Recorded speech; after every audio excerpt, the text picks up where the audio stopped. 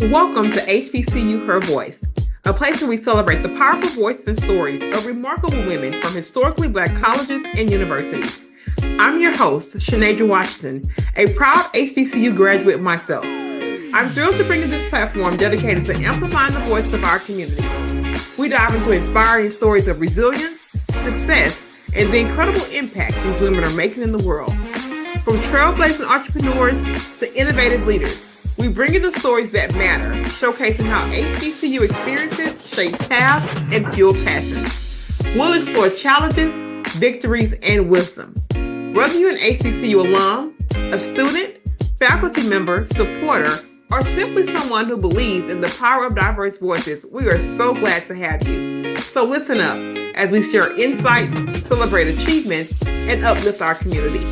Together, we can inspire the next generation of leaders and ensure our voices are heard loud and clear. A grand welcome to HBCU Her Voice. Hello, everybody, and welcome to another episode of HBCU Her Voice. Of course, I am your fabulous host, Shanadra Washington, based in the beautiful Houston, Texas. And like always, I have another fabulous guest.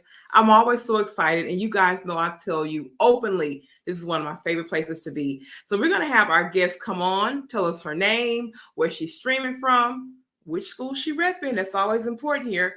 And then we're just going to jump right into a story. So our guests, get ready, because here you go. Hi. Hello, and thank you so much for having me. I am Terrin Ramsey. I originally grew up in Toledo, Ohio, currently living in the suburb area of Atlanta, Georgia. I am definitely repping Grambling State University. And a little bit about me. So I am a registered nurse, a little bit different than most people think, working in a hospital, 12-hour shifts, things of that sort. I am actually a United States Public Health Service Commission Corps officer. And a lot of people wonder, like, what does she say? What is that? It is a uniformed service. We are one of the 8 uniformed services of the United States federal government. So just like our sister services with Army, Air Force, Marines, the DoD services, we actually serve underneath the Department of Health and Human Services. So our commander-in-chief is actually the Surgeon General. So currently, I am stationed at the CDC here in Atlanta, Georgia. And prior to that, I was working on a Native American reservation in Arizona. And before that, I did travel nursing. So my area of passion is women's health, all things women's health, from being an advocate for intimate partner violence to teen dating violence, to human trafficking and awareness, as well as just everything that we can do to empower more women to feel and show up as their best selves.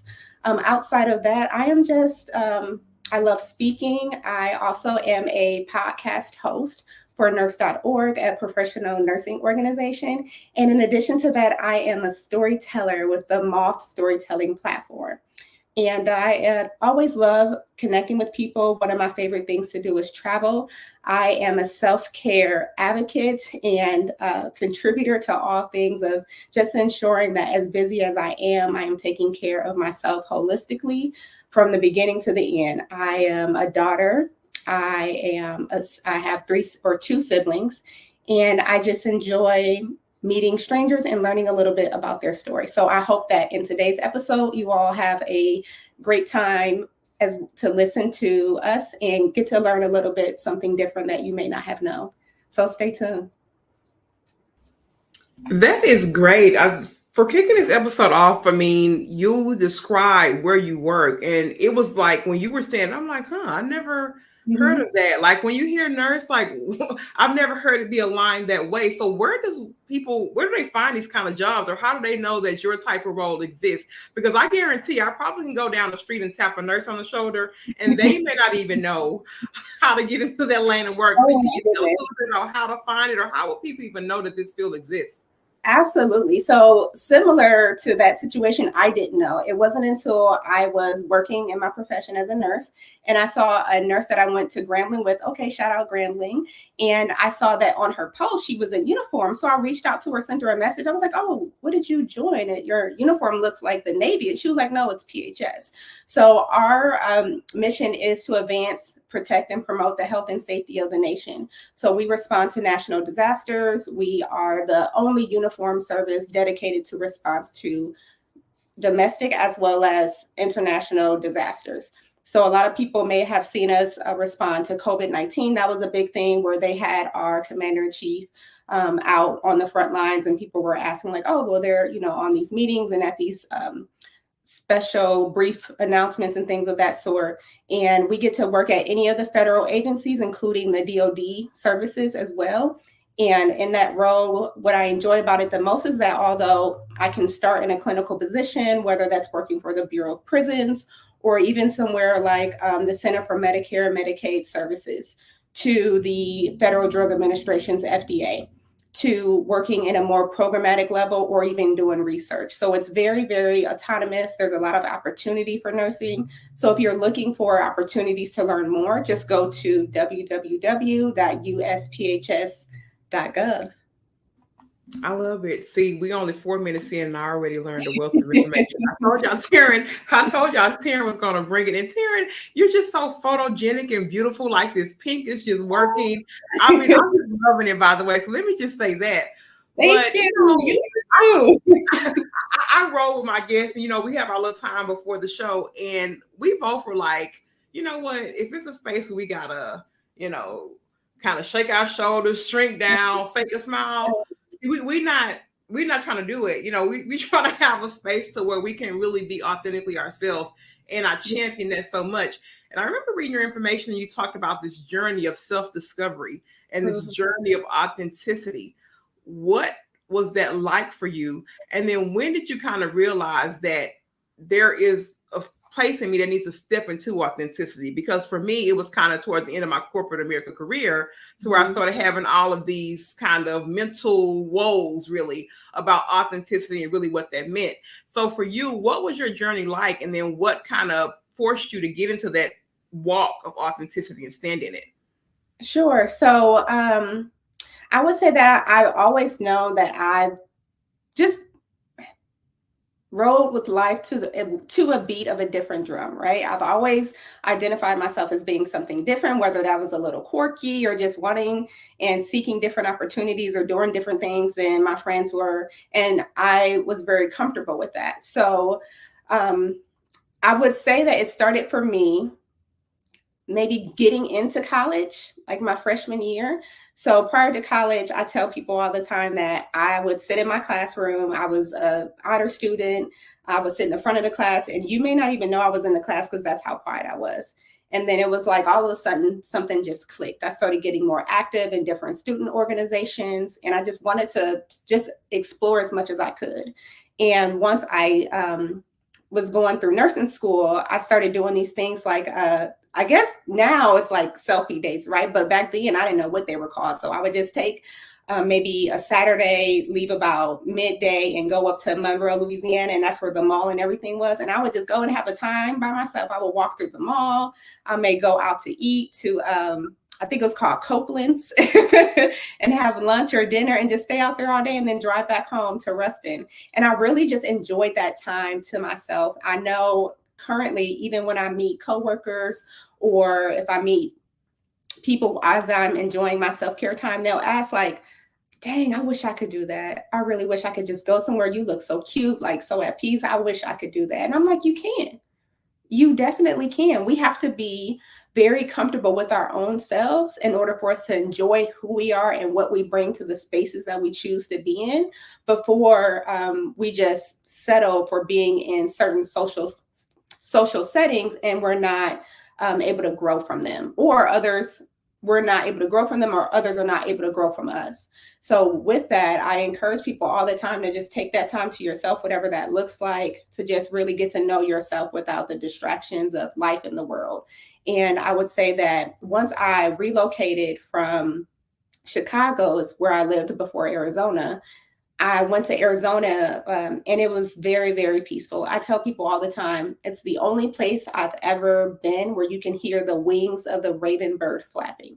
It's so, so very peaceful, so serene. On the reservation, you could see like the tops of the mesas and the cantaloupes canyons and the sand dunes, and it's just very, very beautiful. So to be up there, be surrounded by that peace, be able to have time to reflect, it was just beautiful. And now I take advantage of it. Like I know when I need my time to myself.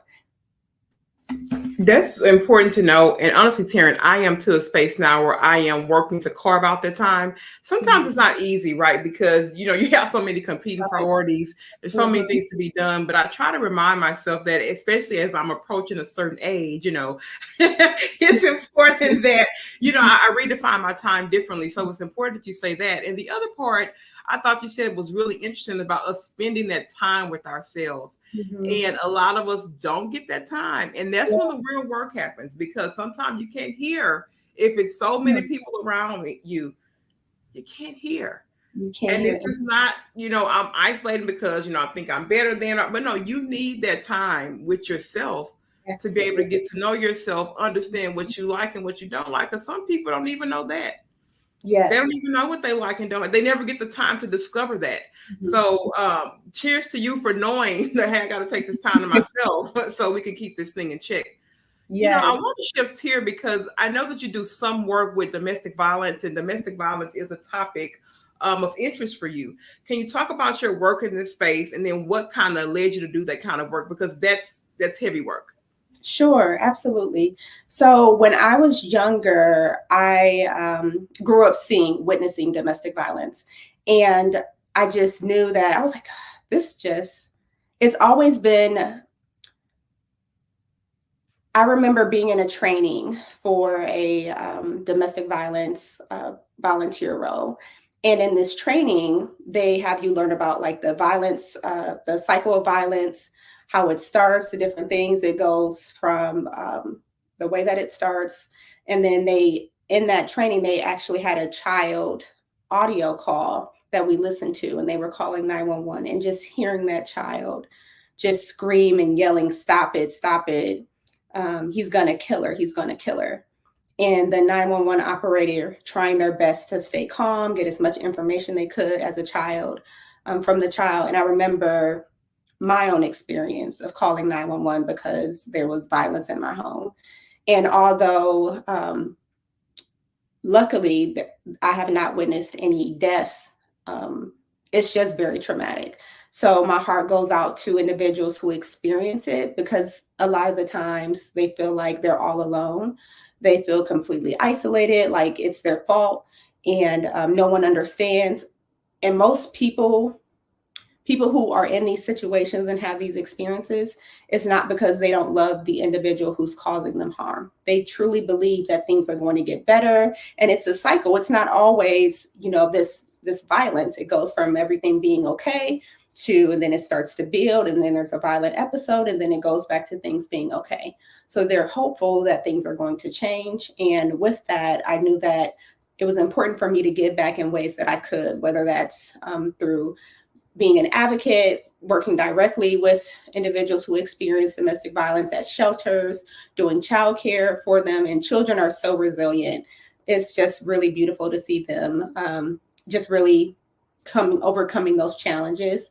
And as well as currently what I do is I work for an organization here, or not work, but I serve for an organization here in Georgia called the Georgia Coalition Against Domestic Violence.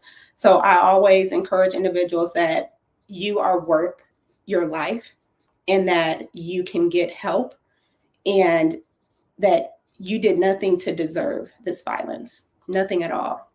I remember my father telling me a story about him seeing his mother get shot. And as a young child, he had never seen that. And then hearing more stories about violence that he had heard or witnessed. And I learned that it's a cycle. Like most people in their lives may have experienced or seen violence. And luckily, my grandmother didn't die from that incident. However, it's just very horrific. I remember in high school, there was a young girl. She wasn't in my high school, but the gentleman was. And they were dating. They broke up. The story is that they broke up, and they ended up seeing each other. And what happened, it was a murder-suicide, young, 17, 18. and her mother was able to pass a bill so that teenagers could be able to get restraining orders and things of that sort against people who are harassing them and being violent to them and things of that nature. But it's very, very sad. Also remember my mom's really good friend, her childhood friend, her daughter lost her life to domestic violence, her life and the life of her unborn child. And it really impacts the entire family, from the one who's experiencing it, the one who witnesses it, as well as the other family members who are trying to advocate for them to leave. And sometimes the way that they go about doing it, it may not be received because this individual who's experiencing this violence is constantly being controlled. So although an individual may mean it in love and say, why don't you just leave? You just need to go. You're just staying there because, this, that, and the third. They already have someone controlling them. So they're not going to listen to another person controlling them. Just being that safe space, letting them, share what's going on if they ever do, because sometimes people never share. And if they do decide to share with you, to hear them out. Don't try and cut them off. Don't try and investigate more information. Just hear out what they're saying. Reassure them that it's not their fault, and provide them with resources should they want, to escape those situations. And I'll also, before we get off this call, share some resources and hotline numbers and things of that sort for anyone who's listening and may want to share it or may want it for themselves. But thank you so much for asking. Oh, no, I'm going to always ask that, because that work, even just listening in that segment, it's heavy. You're talking about a call, you talk about a 17-year-old incident. It's heavy stuff. And, so for people that are out there doing the work, I like to give them, number one, their roses, and then number two, the platform to share, because so many people need these resources. Mm-hmm. And the fact that all of us probably at some point maybe experienced it, or at least known someone who's experienced it to a deeper level. It's just one of those things. We have to keep having a conversation. We have to keep educating. We have to keep letting people know not to blame themselves, because mm-hmm. I do hear that a lot in many domestic violence situations. They typically blame themselves. And that's always, I think it breaks my heart at a deeper level that they have to have those feelings and get the abuse. Yeah. It's the mental and it's like, yeah. So for you to share that, thank you. And we'll definitely make sure that before we close this, that you give those resources, because we definitely know that people in our community need this. Yeah. I want to go here, Terrin, because I'm actually in this space with you, and I don't get to talk about it often to people. You mentioned that. I said, well, Terrin, what are some of your pain points? What's going on? And you said burnout. You said, I'm doing my doctorate program, and then you had a comma, and then you said, I'm caring for my elderly and aging parents. Mm-hmm. I'm there with my grandparents, right? Mm-hmm. I'm there with starting a podcast, right? I'm there with running a business, right? I'm there with raising a child, right? Mm-hmm. So all these different things, and Shanadra doesn't always get the place to share and talk about those things, because we're always doing the thing. Yeah. We're always doing the thing. So when do we have time to actually do it? I want you to talk about that just a little bit, and what you're doing to kind of safeguard yourself a little bit. I'm talking to somebody who barely gets the moments to kind of safeguard, mm-hmm. because I have to do the thing. Yeah, I want you to talk about that, because we so often have to play Superwoman all the time. Mm-hmm.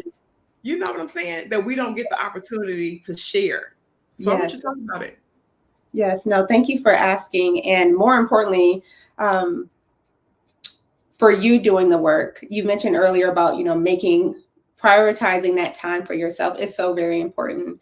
And for a lot of us who are like early to mid 30s, definitely mid 30s and higher, our parents are older. Like, my mom didn't have me until she was in her 30s. So do the math. she was late 30s at that. My mom's old. My dad's a little bit younger. His health is more stable, which is good. And for the most part, my mom's health is stable. There's no terminal illnesses, thank God. However, it is a challenge, because these are not things that anyone ever prepares you for, unless you grew up in a household where maybe there was multi-generations in the home. So maybe if you grew up in a household and your mother or father was taking care of their parent, and now, it's your turn to be that person, and you've seen that. Or maybe if you, something of that sort, maybe it was a aging auntie or something. And my mother actually just relocated here to the state of Georgia. So it's a blessing to have her this close, because prior to, she was in Chicago where I previously lived. And whenever something would happen, I would have to take time off work, fly up there, see what was going on. Luckily, my sister was up there and able to help navigate some things. However, when you are the person, the healthcare person in your family, it doesn't matter whether you are a nurse, a doctor, you could be an aide at the hospital. You just have that knowledge of, healthcare. You are the person most often that's sought after for advice, or we're the ones who are doing the work, coordinating the things. And I remember having this conversation because my mom was having falls at her apartment. And what she would do was not tell me. Mind you, me and my mom talk every day. So we would talk on the phone and she would never tell me that she fell. And I'm like, what is going on with this? And my sister was saying, she's just like, it's harder for her to move now. I don't know what's going on. And I'm like, she's not telling me any of this. So then I remember she called me one morning and she was like, hey, I'm going to go to the emergency room. However, she had an appointment that day with her provider. And I said, well, Mom, if you go to the emergency room right now, you're not going to be able to see your provider. And I think that you should see your provider first, because they're more familiar with your care and what's going on. And then then after that, if you would like to go to the ED, then go to, the emergency room or the emergency department. So she heeds that advice and goes. And once she told me she wanted to go to the emergency room, I was like, oh, she must really be in pain. Like, she's really uncomfortable for her to get to that point where she's calling, telling me she wants to go somewhere. Long story short, because I've done case management, I know how the process works. So it's, if individual is having falls at home, and my mother had a stroke maybe about 15 years ago. So she has some deficits. So if she goes to the ground, whether it's a hard impact fall or if it's a slow fall, maybe she's just like can't position herself right and she's just going to slide down to the floor. She cannot physically get herself up. Like how if we fall, we can get up. She cannot do that. And what that means is, because she lives in a senior building, then the fire department has to get called, the non-emergent line, and then they come and get her up. So when that happened a few times, I was like, okay. So the ED were like, oh, well, we addressed her pain. We're just going to discharge her. And I'm like, no, you can't just discharge her home. So that's when my nurse advocate hat turned on that. And then I'm the daughter like, oh, no, you're not just about to discharge my mom home, because nothing's going to change. She needs to go to an inpatient rehab for a few days because of deconditioning. And you have to know these key terms. So that, and then you have, like I said, because of deconditioning, it's a safety issue for her to stay at home if something happens. And what ended up happening was that they ended up placing her in an inpatient rehab. Then from there, she did PT/OT at home, and now she's back to herself. But because she was having this pain and inflammation in her joints and things of that sort, it was just really hard for her to move. So because she wasn't moving, she had the stiffness and all these things, everything just kept continuing to compile together. However, if I didn't have that knowledge and that ability, they just would have sent my mom home and nothing would have changed. She would have been a little bit more comfortable, but it wouldn't have addressed the more issue of being able to get her strength back, which is what physical therapy and occupational therapy did. And I remember speaking with the nurse manager in the ED, and he was saying, hey, we don't want to keep her in the ED overnight because the providers agreed after your conversation to go ahead and place her in a skilled nursing home so she can get PT/OT and then transition to outpatient from home. I said, cool. He said, but we're just going to send her upstairs for the night and then she'll go the next day. And I was like, okay, cool. Well, let me know who the case manager is. So then I started looking up nursing homes or skilled nursing facilities in the area, looking at reviews, looking at how good their PT/OT departments and things of that nature are. Mind you, I was doing all this as I was getting ready to drive to Seattle, because at the time I was on a work assignment in Washington State. And I was going on like my little weekend getaway for my own like self-care, and this was going on. And I was like, you know what? Let me just coordinate this for her, because she's gonna have to get she's gonna have to get admitted, all these things. And then once that gets done, I'll let my sister, know what's going on, because I also had to consider that, like, okay, how far is this place? So that my sister can get there, and not have to be too far away from where she works and things of that sort. So having to navigate all those things and still be able to make the time for myself. So when she moved here, like, I've done videos on my social media where I've had to set up her, install the raised toilet seats, in the home, because she's older. So she just can't sit on the lower toilet. And in my home, it doesn't have the ADA accommodation. So there's no rails and things like that on my wall. So I had to purchase that for her, like shower chairs, things like that. So when she comes to visit, one, she's comfortable. Two, she's safe, because I don't want her falling. I don't want her to be at risk for any type of injury, because I don't have the accommodations in my home. So just having that mind on constantly.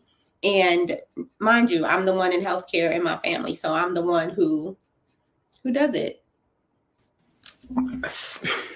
Girl, I was back here with my fan like this. Because I know the walk. I mean, literally just yesterday, my grandfather's last PT for about 3 or 4 months ended yesterday at about 11 o'clock. So we had been going for about 12 weeks since his stroke in December.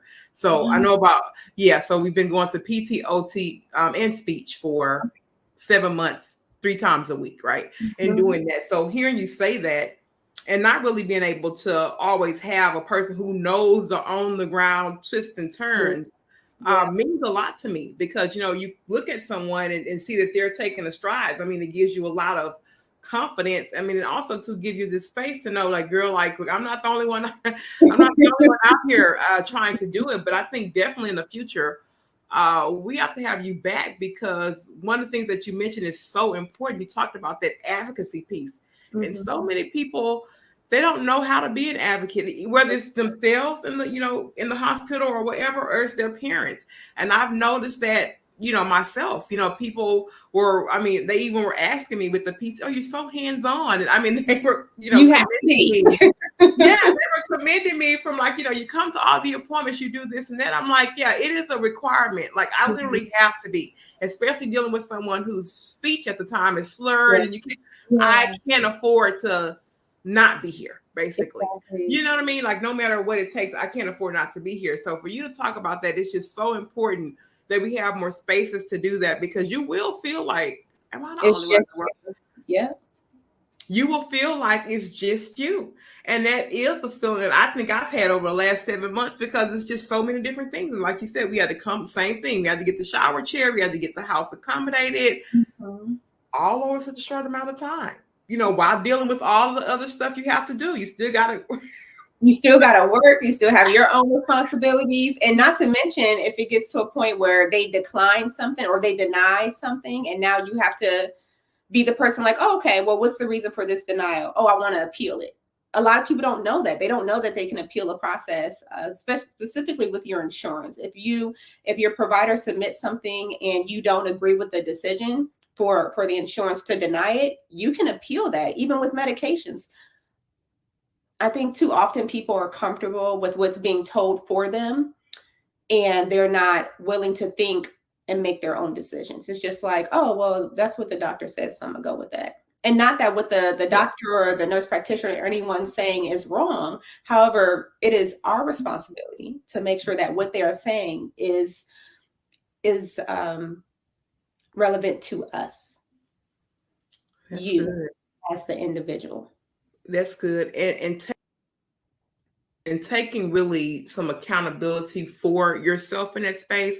I know that it can be overwhelming, because you hear the fancy names and you hear the fancy processes, but you really owe it to yourself, really, to take a moment just to do a little bit more research, a little bit more asking. I don't care how uncomfortable it is, but for your benefit, know what's going on. I mean, it's so imperative, especially as a woman of color. Like, we'll be a whole hour. Girl, as soon as you said that, the first thing that popped up was like, we will be a whole, I'm telling you, I mean, it's so many different ways. Maternal health, it's so many ways that we have to be advocates for ourselves. We have to take the time to read. We have to take the time to research and ask questions. Mm-hmm. But I could not leave, Terrin, I have to ask you this because you are a woman of service. I've gathered it. I've gathered your walk. I've been checking you out a little bit. I see what's going on. I have to ask you about legacy and what legacy means for you. Because for me, I toy with it because I'm a service woman too, right? and I promise if I had another me, we'll be doing a lot more service. I mean, if I that's just who I am. Mm-hmm. So sometimes I have to make sure that I'm in tune with what legacy means for me and that I'm staying on track, because as service people, you get off track or you're trying to help everybody else. You're trying to help everybody else. So I want you to just tell me what's legacy for you. And then I want you to think about, as you're saying that, what are you doing to make sure that you are in line with making sure that legacy happens? That's so good. Legacy to me is the lessons that I leave with people, whether it's something that they've learned, a moment of reflection. It's something that I leave that's instilled within a person. And for me, you spoke about service. I'm a woman of faith. I'm so grateful that God has came into my life and allowed me to just grow and know him. I remember when I was younger, I was like, oh, I'm not really going to be like a Christian or like really go to church for real until I'm like older, like I was saying like granddad age, and my granddad and I were very close. And I was thinking like, oh, granddad's like 70. That's when I'm gonna start going to church for real. And I'm like, oh no, that God was like, that's what you think. And it happened a lot sooner. And for me, I just want to be impactful. I want to be impactful in how I show up. I want to be impactful on how I can be used by God to just further his agenda. I want to be impactful, and more importantly, on how I can learn from others. Those things are so important for me. So when I think about legacy, it's more than just me. It really is. That's good. Look, spoken like a true service woman. Beautiful. I love it. I want you to give them those resources you promised, and then also tell them where they can find you, because Terrin has information that we need as a community. And it was important that when I went through and looked for these women, that they were going to be people that can pour into us and people that can really, really help us as a community grow in terms of knowledge. And I think she's definitely one of those people. So we want to, of course, hear about the resources and where we can find you. Absolutely. So for the domestic violence resource that I was mentioning earlier, anyone who would like to text the word BEGIN in all caps, that's BEGIN, to 88788. Once again, that's BEGIN in all caps, BEGIN, to 88788. And that is going to be to the National Domestic Violence Hotline. For anyone interested in learning more information about maternal mortality or just how to be aware of things that is going on, the CDC does have a national campaign called Hear Her. And it is I believe it's an app as well. I'm just looking it up right now. It's the Hear Her campaign that you can look up to learn more information about how to ask different questions, urgent maternal health care warning signs, and things of that sort. So you can look on the cdc.gov website. You can also just Google Hear Her, that's HEAR, to learn about personal stories and testimonies from individuals who have experienced maternal mortality from a loved one, and just learn more about that campaign. And then for anyone looking to reach out to see what I'm doing on social media, I am on Facebook as well as on Instagram. On Facebook, you can find me under Terrin Ramsey. On Instagram, I am maidenlove_13_4. So please do feel free to reach out if anyone wants to connect on there. Okay, perfect. So we got to do this before we go. Okay. I haven't got to do this in a long time. So you say you're here repping Grambling. Okay. Yes. So we got this student, she got it down to the wire. She got Grambling and she got some other school over here. We don't know what kind of school. So you gotta sell her. You gotta tell her right now and say, girl, Grambling is it. And here's why. Coach Eddie Robb said it best. It's Grambling, baby. Like, there's nothing else. I loved my Grambling experience. I loved the community of it. I loved the that it was outside of like a larger city. So for breaks when we wanted to go down to New Orleans, we were all a quick 4-hour trip away. However, it did take me one time about 8 hours to get there. That's for another episode. It took an 8-hour drive to get to New Orleans from Grambling.